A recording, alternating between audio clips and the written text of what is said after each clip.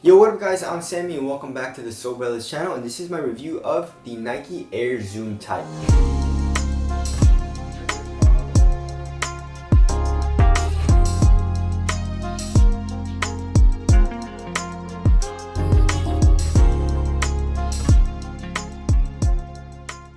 So this shoe is going for 150 bucks, kind of expensive, especially for the quality of the materials, which we'll get into. So if you guys do want to cop, I'll leave a link in the description box, but let's get it started off with the traction. Like most or a lot of Nike's running shoes, they like to keep the outsole very minimal because they want to keep the weight down. So like here in the midfoot and I guess in the middle of the heel, there's absolutely no rubber.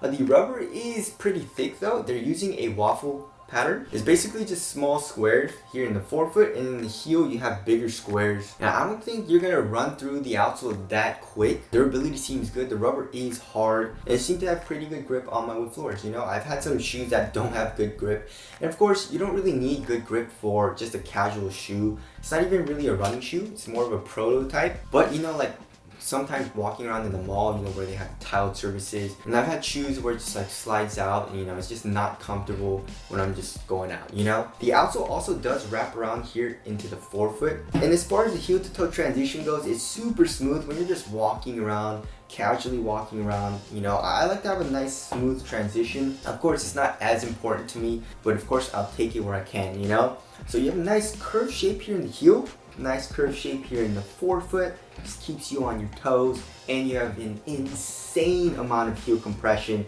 which we'll get right into. So for the cushioning, they're using a double stacked cushion, which is the most comfortable cushioning that like I've pretty much ever felt. Like, you guys see this? It's not even acting like a sidewall, you know, because you don't, it's a casual shoe. You don't really need any type of lateral containment, lateral support. So you're basically on top of all of this. It's like 3.5 inches of straight up cushion, and there's just crazy compression. It's super comfortable. I love it. And of course in the forefoot you have a pretty thick zoom unit. It's bottom loaded though, so obviously you can't feel the zoom unit right underneath your foot like if the zoom unit was top loaded or it was like a full length zoom strobe, right? And of course I was running around or jogging around in it a little bit, and I can feel like a little bit of propulsion from the zoom unit. It's like bouncing, you know, but like when I was walking around I couldn't really feel the zoom unit as much. I could feel more just like the cushion, but like compressing a lot, and it does compress a lot here in the forefoot as well. You have this plastic plate, which of course divides the two slabs of cushion here in the heel as well as in the forefoot. Gives you more stability, you know. You wouldn't want just the cushion, right? So yeah, the cushioning is incredible. I love it.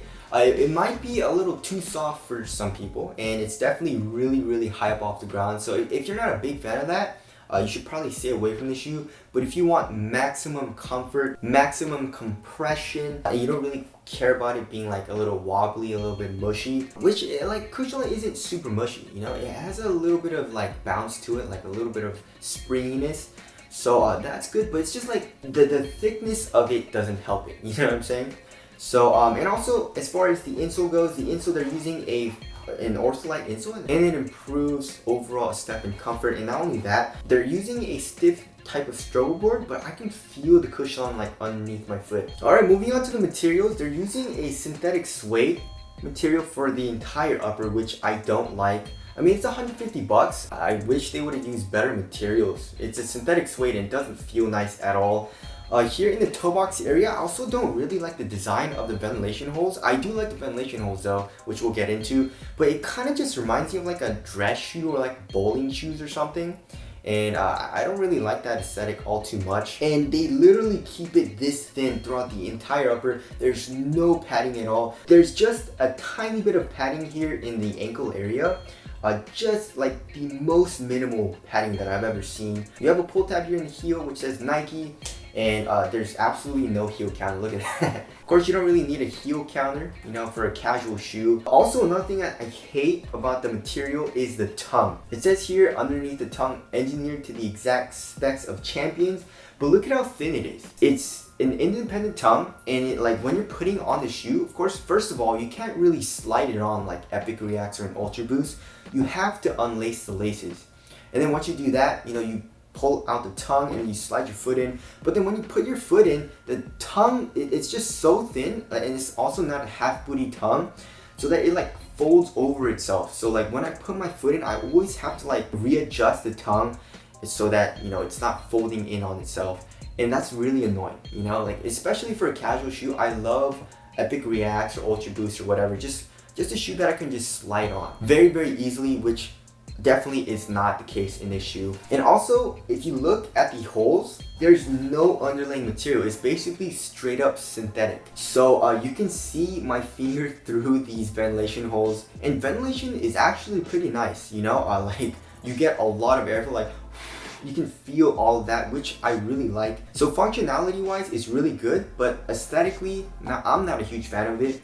And also, if you look at some of the holes, it is covered by this like 3M plastic. So at first, I wasn't really sure what it was, but looking on the website, it said it's 3M, it's reflective. So of course, if you're walking around at night, it makes it a little bit easier to see you. So it's a little bit safer, but I'm not sure how easy that is to see though, you know? Like it's very small, you know? And as far as laces go, you have a rope lace, and it's pretty nice. For the lacing system, you have 2 sets of eyelets. So if you want the fit to be a little bit tighter, you can put the laces through the second row of eyelets, which is of course very nice. And of course, segueing into fit, I went true to size and it fits me perfectly. It's pretty snug in the toe box area, and of course I wouldn't like it to be like too snug in this shoe because it is a synthetic suede material. Like if it was a knit or something, a stretchy knit, I would like it to be very snug, but in this type of material, I like it a little bit looser, you know? And then width wise, it runs pretty damn narrow. So if you have a wide foot, I would suggest going up half a size. But if you have a normal size foot and you like to have a snug fit, or you have a skinny foot, you should probably just go true to size. Alright, as far as like stability and all that, which I touched on with cushion, it's a little mushy and it's a little wobbly while you're walking around. Of course, I feel like this plate helps with that, but it's definitely like not as responsive as, you know, like an Epic React, which is basically like half as thick as this, you know? So just watch out for that if you don't like to have a shoe that's like a little wobbly and a little unstable. Alright, as far as the weight goes, this shoe is probably gonna be pretty light. I'm guessing like 9.95 ounces, basically 10 ounces, and none of that is coming from the material.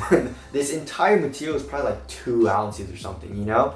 All the weight is probably coming from the outsole and the midsole. Of course, Cushioning is light, comparing it to like bounce cushioning from Adidas or Boost or, you know, any other type of foam. So they can keep it this thick, and also like 10 ounces is very light, especially for how thick the cushion is. You do feel high up off the ground, and like I said, a little unstable, and you feel like all the weight coming from midsole, so it's like kind of bottom heavy. Pretty similar to Vans or like Converse, which, you know, I'm sure a lot of people are used to. And moving on to the aesthetics, I'm not a huge fan of the aesthetics. I don't like it. I don't like the upper too much. I don't really mind the midsole. I feel like it looks kind of like DIY, but like the upper, like if you look at the stitching, of course, Nike said they're going for like a DIY look. You just do it yourself. You did it at home by yourself, you know? So you can see all the exposed stitching here in the ankle area, here in the toe box, and it just looks a little messy to me. And it doesn't look as good as like some other shoes that did. So aesthetics, not a huge fan of. Tell us what you guys think of the aesthetics down in the comment section below. Alright, so wrapping things up, 150 bucks.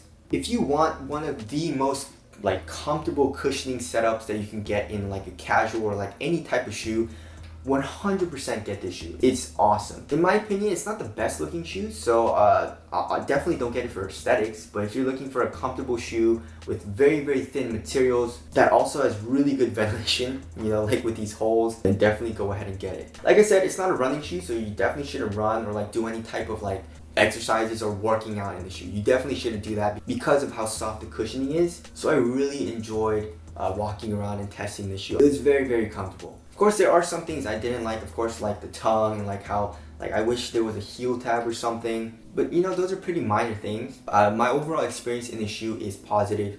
So again, if you guys do want to cop, I'll leave a link in the description box. But that's it. Thank you guys for watching, and I'll see you guys in the next one.